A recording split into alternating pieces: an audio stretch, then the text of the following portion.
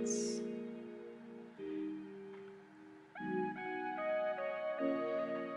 better.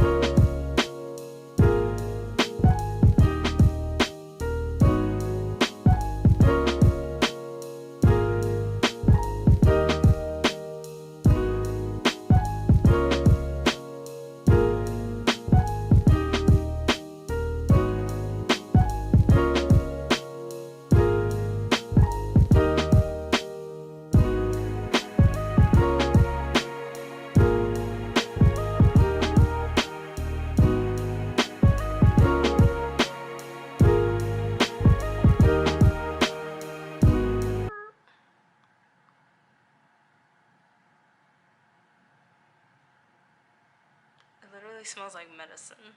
Like the one that used to go in like the little spoon thing. That's like, I don't hate it. It's just,